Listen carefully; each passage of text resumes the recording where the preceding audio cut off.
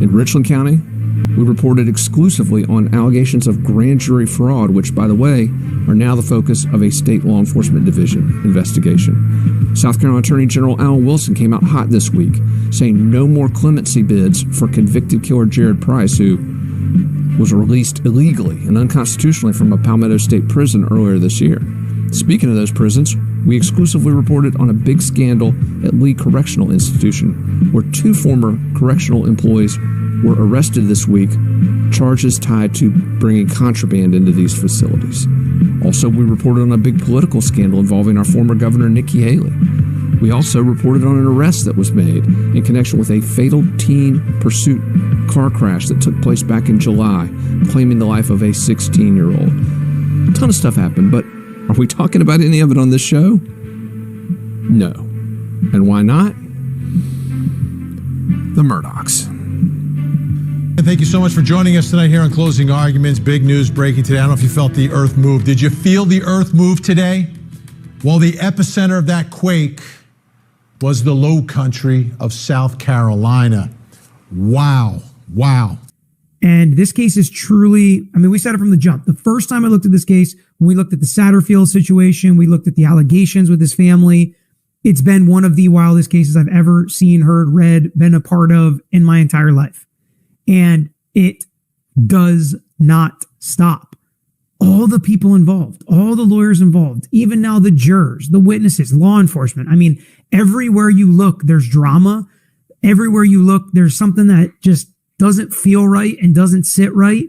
And I just think we got to keep talking about it. And if you followed this case, you covered this case, it's been going on for a long time, and it's starting to dawn on me that this story is never, ever going to end. But this week truly had, as we predicted it would, a seismic detonation. And I want to back up to just before the Labor Day holiday. Last week, right before we entered that long Labor Day weekend, and I got a call from a source very close to this case who indicated that Dick Harpootlian and Jim Griffin, Alec Murdaugh's 2 lead attorneys, would be dropping what this source called, and I quote, a nuclear-sized turd in the punch bowl. It's an interesting turn of phrase, but of course I responded, well, we'll see.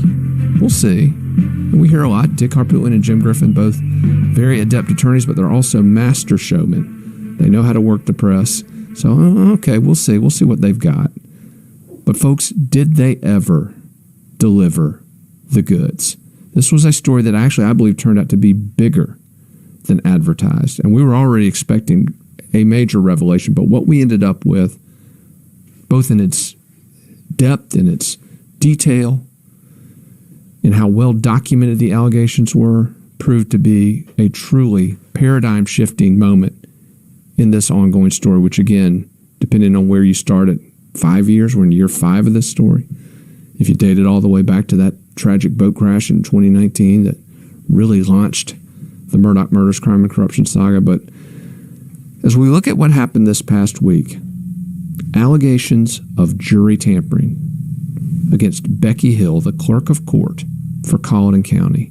Now, Becky Hill was accused of multiple crimes, really, in this filing by Harpootlian and Griffin, telling jurors to disregard certain testimony, telling them to watch Alec Murdaugh's testimony, implying that he was not to be believed as he was testifying on the stand during his double homicide trial. The most seismic allegation, though, allegations that Hill conspired to have a juror friendly to Murdoch removed. But a whole host of allegations raised in this filing, and perhaps even more significant than the filing, which demanded a new trial for Murdoch, was a request for the federal government to get involved and to investigate Becky Hill related to these allegations. Just a paradigm-shifting moment. Now, there's been a lot of said, talked about whether Alec should have taken the stand. I can assure you, when we considered what factors and what we should and should not do and considered whether he should take the stand, we never considered the likelihood, as reported to us by the jurors, that the clerk of court would go in to the sanctity of the jury room before he testified and tell the jurors, don't be fooled by his testimony, watch out for his body language, And that is what the sworn testimony that we have filed in court today says. And if that is true, which we have every reason to believe that it is, and no reason to believe that it's not, there's no choice but the courts to grant a new trial. Thank you. Any questions? No? No. Okay. When the fourth person was pulled away at Moselle, did you guys see that, or did you find out after the fact? Well, I think we observed it. We did. No, I was there. Oh, yeah. Yeah. I was there. I watched it. He said, I think we observed it. And Barbara's like, which is also weird. Like, is it weird? It's weird. But I mean, again, I've been doing this for a very long time. Yes, we know Never you've heard been of it doing this a very long time. until this case. And one thing we It is wild. The allegations are wild. I think it's important also to understand that she is a state actor, and that's why we forwarded today a letter to the U.S. Attorney asking them to open an investigation into the violation of Alec Murdaugh's civil rights by a state actor. One of the things we heard was once the jury went out, even though there were 6 smokers and they were given smoke breaks during the entire trial, once the jury went out, they were told no more smoke breaks. No, people that want nicotine, you're going to have to get a verdict first. I mean, it's that kind of stuff. Now that indicates something, and the court would be the one to communicate that. Why? So a bunch of folks told us stuff that appeared to be inconsistent. And again, I don't think the smoke breaks are the worst of the accusations, but it shouldn't have happened. It shouldn't have happened either way. There are a lot more accusations that I think are more troubling. I don't know why they're doubling down on that when the other allegations in these affidavits are worse, but here we are. You feel that this evidence is strong enough such that it could have changed the verdict had it been introduced in trial? This couldn't be introduced in trial. That's a really strange question. Could this have been inquired more about? I don't know. The juror was asked by the judge, did the clerk court talk about the case with you? And the juror told Judge Newman no. The legal test is the subject matter prejudicial to the defense? It's not would it have made a difference in the outcome? And that's going to be a huge part of this. Of the improper private conversation material to the defense. So she has said her book is self-published. That really doesn't sound like somebody who's getting a lot of money. What do you say to that if somebody says, well, she just self-published? Well, she's trying to make a lot of money. That's the point. I mean, she's trying to make money off of it.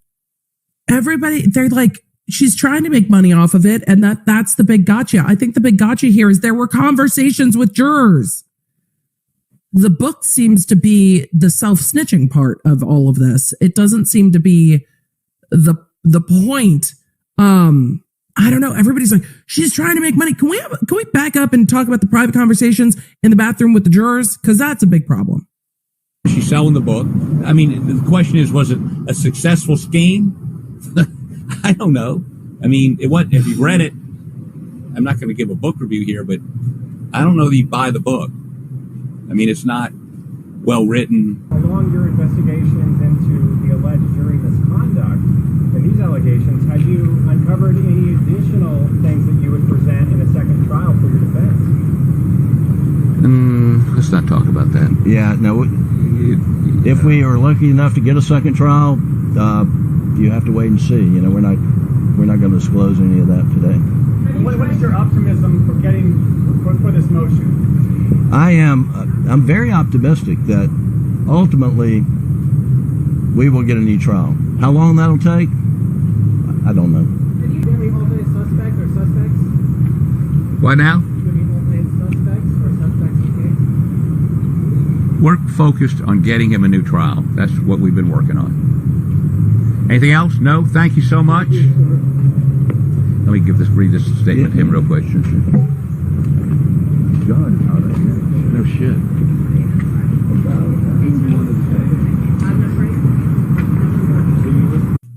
Like, this is basically alleging crime on the part of the clerk of the court. Like, not accidental contamination. This is just like straight up wrongdoing. So, Yeah. Each of these things would in and of itself be enough to justify, if made out, would be enough to justify a new trial. Tampered with the jury by advising them not to believe Murdaugh's testimony and other evidence presented by the defense. That should be good enough for a new trial if they can make it out. Pressuring them to reach a quick guilty verdict. That should be enough to get another trial, if they can make it out. And you know what? The same is true on this pressuring them to reach a quick guilty verdict. Even if you scratch out the word guilty and just a quick verdict, that would be enough to get a new trial in my view. And even misrepresenting critical and material information to the trial judge in her campaign to remove a juror she believed to be favorable to the defense. Oh my God, new trial. So Ms. Hill says, right. And then we looked on Monday after you told me to try to go back and look for it, and we couldn't find it. But then we found out his name, and we found the post and printed it out where he said that he'd put something up, but that he deleted at the time, that he puts stuff out there that wasn't nice. Court said, he said he got drunk afterwards. Mr. Metters, something about the devil. Mr. Harpootlian says, didn't he say he was Satan in it? Ms. Hill says, Satan was in it, yes. In all the details, yes. Court says, all right. Ms. Hill says, made me do it. Court says, okay, I just wanted to have that on the record. You're reading a Facebook post by the ex-husband who said it. Of course, you haven't talked with him, so you don't know where he got his information from. Ms. Hill says, I don't. I can find it, though. Further, she knew the apology post was not posted by juror number 785's ex-husband. Juror number 785 showed Ms. Hill a picture of her ex-husband, which is not the Facebook profile picture of the other Mr. Stone's post about Satan. The next day, March 2nd, 2023, the day of the verdict, juror number 785 received a call from her ex-husband that she did not answer. The call upset her because Ms. Hill's lies had led her to believe he was posting on Facebook about her and might be stalking her because she's got 3 restraining orders out against this guy. Juror number 785 asked to speak with Ms. Hill. She told Ms. Hill she was scared. Ms. Hill told her that the Murdaughs probably got to him, meaning her ex-husband. Holy... Are you kidding me? Insane. Insane. Hey, the accused is probably involved in a conspiracy against you, juror. Wow. When Miss Hill first asked me about the Facebook posting purportedly made by my ex-husband, I showed her a picture of my ex-husband. For that reason, I now believe she allegedly knew the apology post referencing Satan was not posted by my ex-husband. So now's where we start to get into the criminal action, intentional bad acts by this clerk of court. If she knew that this wasn't true and still furthered along this scheme, as Dick Harpootlian said. Man, this is not a good look. On March 2nd, 2023, the day of the verdict, I received a call from my ex-husband, Tim Stone, and as I was getting on the bus to travel with the rest of the jurors to the courthouse, I did not answer. This phone call upset me greatly, and I asked to speak with the clerk of court, which I did by telephone using bailiff Mr. Bill's phone. I told her I was scared, and she said that the Murdochs probably got to him. And for anybody that thinks the clerk of court's just trying to be helpful, I've seen jurors on elevators. You know how bad I want to be like, oh, here you go, Miss Juror. Let me get, what button can I push for you? Can I get lunch for you? I want to be nice. I want them to like me. But you know what I do? I look at the floor. I wait for the next elevator. I don't make eye contact with them. I don't say hello to them. I don't smile at them. Then she brazenly added a handwritten demand. Also, in exchange for the use of the likeness of Rebecca Hill in an interview, a minimum of unclear 5-second video and audio clips will accompany the usage on the first reference. The book cover for the book Behind the Doors of Justice, The Murdaugh Murders, will be shown, and audio will include Becky's introduction as clerk of the court for Colleton County and author of the book. She tried to add on to the contract that they have to advertise her personal book. Now, this is a whole new allegation. Because this allegation is straight up corruption. If this is made out, then what she's doing is she's basically selling stuff that isn't hers i.e. the courthouse, the bailiffs, all of that, that's not hers. Like, she doesn't own that. And then she's trying to sell that for her own personal gain. Straight up corruption right there. Straight up corruption. All right. The film crew ignored her addendum as the contract had already been executed. But like her jury tampering during trial, it was an attempt to violate South Carolina Code Numbers, which provides no public official, public member, or public employee may knowingly use his official office, membership, or employment to obtain an economic interest for himself. So if this allegation is made out, crime. Now, the real interesting thing on all of this is that there is a possibility, like we got a potential outcome here. Let's play with potential outcomes. Murdaugh, if all of this is made out, should get his new trial. And he might win at his new trial. And Ms. Hill might lose at her trial. There's a possibility that she ends up getting more jail time out of this trial than he does. Cheers.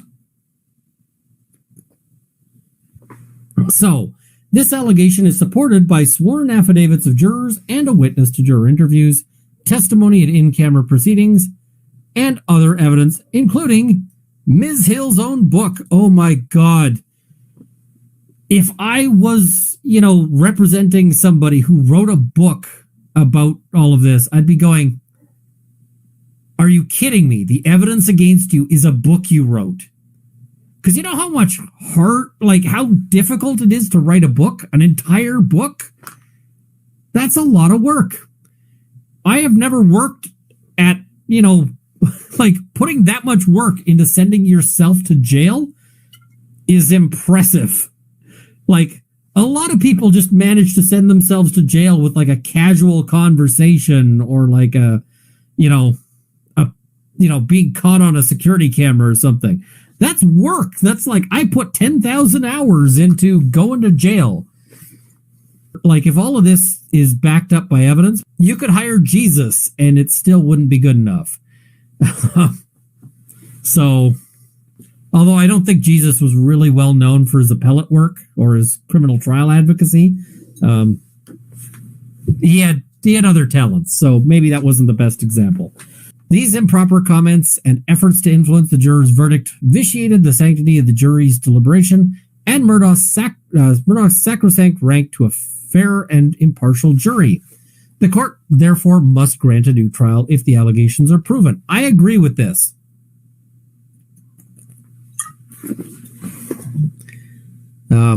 Jesus didn't do great in his own trial. I mean, he kind of went in there and just kind of sob-sitted it up. So, yeah, fair enough. And folks, I am not going to make merch that says Jesus was a sob-sit. I'm not.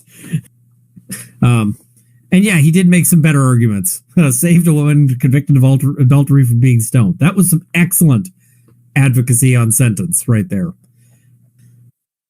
She asked jurors about their opinions about Mr. Murdaugh's guilt or innocence. She instructed them not to believe evidence presented in Mr. Murdaugh's defense, including his own testimony.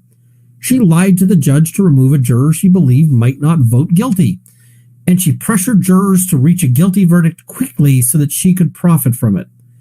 Each of these actions violated Ms. Hill's oath of office, her responsibility to the citizenry and the judiciary of the state, and Mr. Murdaugh's constitutional right to a fair and impartial trial. The law applied to these facts requires a new trial. Yeah, this never happens.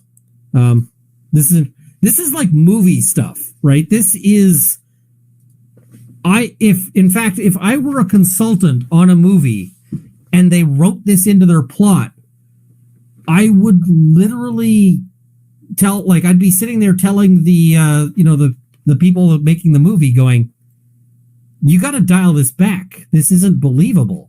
This is nuts. I don't even know what the heck is wrong with her here, but this is stupid.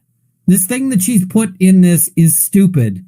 And And it hurts my brain, and I am angry at her just for including this. The book cover for the book Behind the Doors of Justice, The Murdaugh Murders, will be shown, and audio will include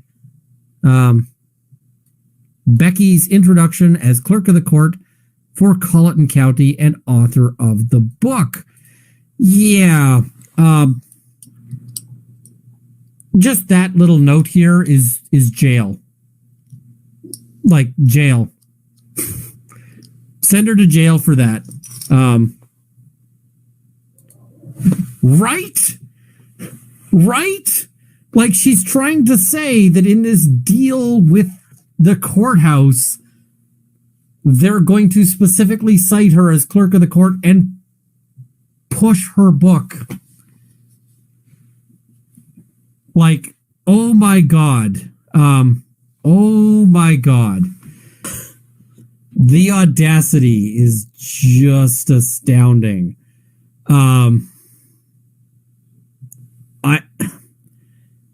I feel like I have to take my hat off just as like a wow. I am impressed.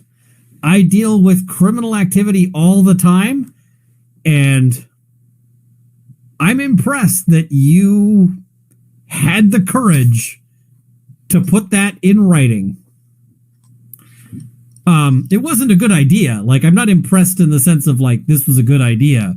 I'm impressed in the sense of like, somebody is driving a bus full of gas cans that is on fire into the Grand Canyon, and it's gonna make a real big fireball when it lands. This is just... Like, when I heard that they were like, we're doing a big press conference, we've got an appeal, I was like, sure you do, Pat, right? Like, sure you do. Isn't that cute? And then I thought, you know, I'm going to read their appeal and see what, maybe it'll be funny. I thought maybe their appeal will be funny on the basis that, I thought it'd be funny because I'd be able to mock Dick Poot and say, Dick Poot filed a stupid appeal, and let's all gather around and have a laugh at him because Dick Poot is inherently funny. I'm sorry, it is just, he is inherently funny because of his name and his complete lack of gun safety is funny so long as you're nowhere near him. And, you know, he's a bit bombastic. He's, you know, whatever else. So I thought we'll have a laugh maybe at Dick Poot's expense, but I thought it would probably just be boring. Instead, this is a tire fire. I just don't...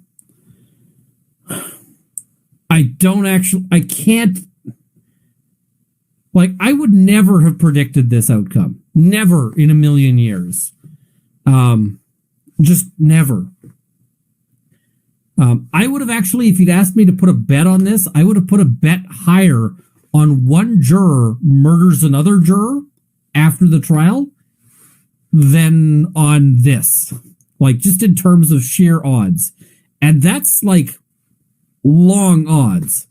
So, this is still just like, how? And the other thing is, some people have said, what if this is all made up? And I guess let's answer that question. What if this turns out to be complete bullshit? I don't think this is made up. And this is it. This is too weird to have been made up. If you were going to make something up, you'd probably make up like 10% of this. Because this is way too much if you're making it up, right? You don't need this much to get a new trial. You don't need this level of fuckery. He could have gotten a new trial. Like, if he was just making this up, he could have gotten that with so much less stuff. This feels true to me.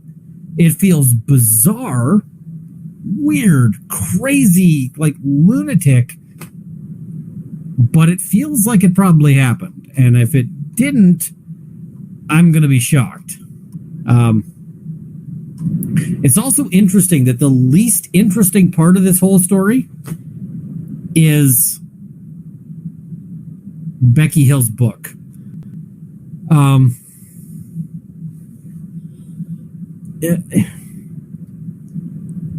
Like, I've always said stupidity should hurt. The problem is that this level of stupid hurts the wrong people. It's hurting me. Just when you thought Chad Daybell's book was the worst, what is with this year and like crime books? Yeah, the only way this can get any better is if the court clerk has ties to SLED. Kurt, stop. I can only there's limits. All right, I'm gonna wrap this up because I feel like we have I feel like if I go over this anymore, I'm going to have an aneurysm, and that's probably a bad idea. I cannot wait to see what happens. The two jurors that gave us affidavits hired a lawyer, Joe McCullough, before they would talk to us and before they gave us the affidavits. The other jurors out there on a group text, and we are reasonably informed that last week when these allegations began to surface, one of the jurors said, quote, "Who's talking?" I'm concerned that these jurors don't understand the import of what's getting ready to happen. They need to get lawyers. They need to understand they may have some exposure, and they need to be careful before they start talking to the FBI or SLED or even us. All right, here to discuss is criminal defense attorney Joe McCullough, who, as you heard, is representing two of the Murdoch jurors who gave affidavits. Joe, great to see you. Thank you so much for taking out time to be on the show with me tonight. Really appreciate it, man. All right, let's start off first and foremost.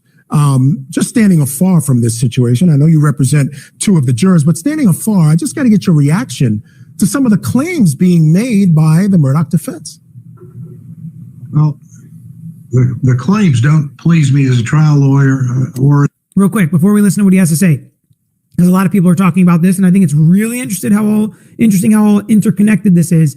So this guy apparently used to be partners or work with Dick Harpootlian, but there's also evidence that he's been representing at least the egg juror who was dismissed and didn't come to the verdict all the way back in March. So it's interesting. And as we know with Eric Bland, when we're about to hear from him, we know he represented a bunch of victims that have sued Alec Murdoch and collected from Alec Murdoch and said there's been some not so nice things said back and forth between Eric Bland and Murdoch's attorneys as well. So this guy who seems to, at least be friendly with Dick Harpootlian is representing a couple jurors. Eric Bland is representing a couple jurors. Do we think those jurors are going to have the same stories? Probably not. What's that going to look like? A couple jurors say this, a couple jurors say that. Becky Hill says this. It's going to get really interesting, but let's hear what he has to say about those jurors that he represents. As a person who spent 6 weeks in the courtroom watching this trial and having a relationship with the clerk of court who did a good job in running that courtroom and courthouse. And he was at the trial for all 6 weeks. Why? Why was he at the trial all 6 weeks? That's interesting. So I don't take any great pleasure in where we find ourselves. So these are tough allegations. The defense has a job to do. The prosecution. He froze, not me this time. All right, it looks like we've happens to the best of us, bud. By the way, South Carolina's not that small of a state. I think there are more lawyers than just Murdoch's lawyers and Eric Bland and Ronnie Richter in South Carolina. But I think there's a reason they're also interconnected in this case. I found her to be a very charming person and one who appeared to be doing her job. These allegations are troubling. They're going to have to be examined. And there may be innocent explanations, and there may not be. But All right, so let's talk about your involvement in the case now. I can tell you, Joe, that it has raised a few eyebrows. Everyone knows that you're friendly with Dick Harpootlian and used to work together. Guys have been colleagues for any number of years. I know you were involved with them in the defense, not helping them, but you would go to dinner and were getting some updates on the case. And now here you are representing two of the jurors that could be responsible for getting a new trial for their client. Tell me how you got involved in this case. Well, I'm no friend of Alec Murdoch since I was busy suing him throughout the 6 weeks of this trial. And talk about what Eric Bland has to tweet about this case. So this is his Twitter. Let me pull this down so we can take a look. So first, let's pull this up. For immediate release, Bland Richter responds to Murdoch attorney's press conference demanding new trial. Attorneys Eric Bland and Ronnie Richter of Bland Richter Law Firm, who represent multiple victims of Alec Murdoch, have released a response to the newly filed motion for a new trial for Murdoch. Defense attorneys for Alec Murdoch alleged that Colleton County Court Clerk Becky Hill tampered with the jury that found him guilty of the murder of his wife and son. And here's the quote. It is an extraordinary thing to accuse a clerk of court with jury tampering. I agree. It is an extraordinary thing, and if it's true, there are extraordinary circumstances and remedies that are needed. The right to a fair and impartial trial is the bedrock of our judicial system. Time will tell whether there is any merit in this latest Murdoch missive, or whether this is just another Murdoch misdirection. What do you think they think? In the meantime, it is important to keep in mind that the system has to work even for the worst of us. This is only our assurance that it will work for the rest of us. I love that second part. But I absolutely think he does not like Alec Murdoch. I think he does not like Alec Murdoch's attorneys, but I would be willing to bet, I've never spoken to Eric Bland, I would be willing to bet a lot of money that if these allegations are true about the clerk of court, Eric Bland absolutely believes Alec Murdoch should get a new trial. But let's take a look at some of these tweets that he had. It was pretty interesting.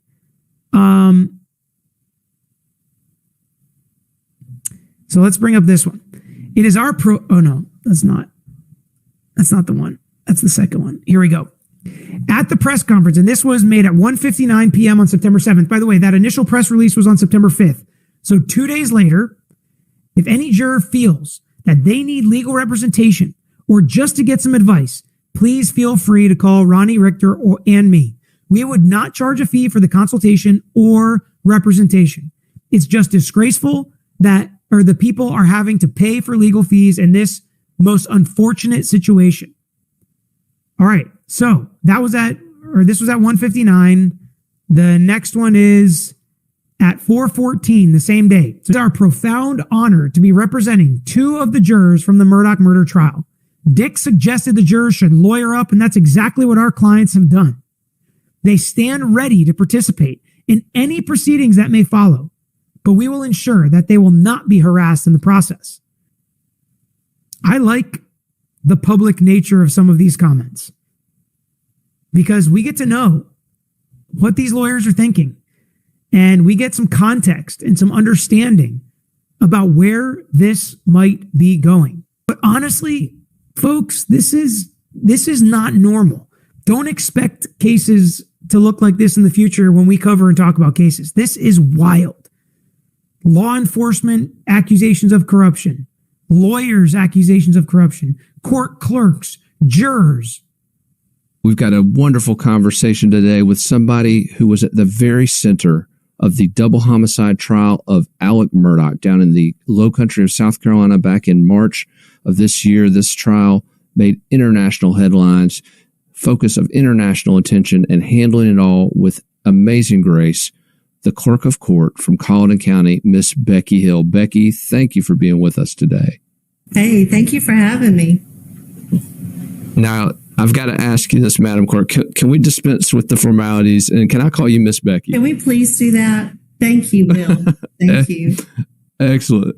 Because during the 6 weeks of that trial, you were Miss Becky running that show. And again, just the integrity, the way you ran that trial from start to finish, you and your crew. I'm sure you're still getting plaudits, but it was just amazing. Thank you.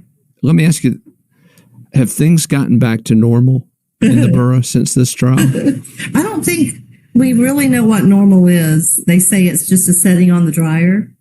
I'm beginning to believe that's about true.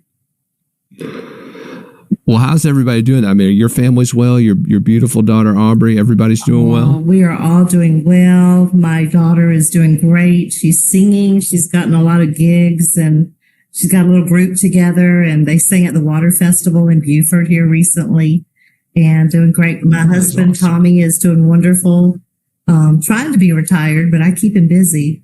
And my son and his wife and 2 children doing great. That's wonderful. And the town, we had such a wonderful experience in Walterboro. Not just you, your staff, the sheriffs, but all the businesses there, the food trucks. Everybody's so welcoming. What a great community. Thank you. I'm glad that you had that experience, because that's what we wanted to provide. Well, it was a difficult situation, but you guys absolutely did your jobs and put the best foot forward, as you said you would do.